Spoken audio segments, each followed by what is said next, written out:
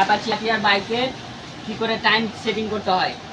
তো খুব সেই টাইম সেটিং করতে পারবে তোমরা বাইকের আটিয়ার বাইকের।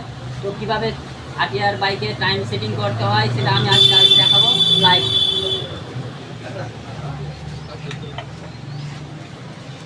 এখন দেখতে পাচ্ছ 4:41 আর এখন বর্তমান টাইম হচ্ছে 2:39। তো 2:39 করবো। তো সবার প্রথমে অন করার জন্য সবার প্রথমে চাবিকে অন করতে হবে। তারপরে এখানে রয়েছে একটা মোড বাটন আর একটা আছে সেট বাটন। তো এই দুটো বাটনকে একসাথে প্রেস করতে হবে না, এই বাটনটাকে একবার প্রেস করে ধরে থাকতে হবে লং টাইমের জন্য। এই ব্লিঙ্ক করা শুরু হয়ে যাবে তখন এই সেট বাটনটা একবার প্রেস করতে হবে এভাবে। তারপর এখানে দুটোতে নিয়ে আসতে হবে এই কাঁটাটা,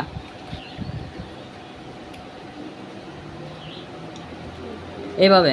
তারপরে আবার এটা এই বাটনটা একবার প্রেস করতে হবে।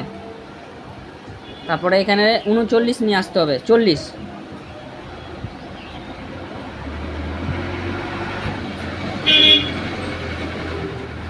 ঠিক এই বাটনটা প্রেস করে করে নিয়ে আসতে হবে।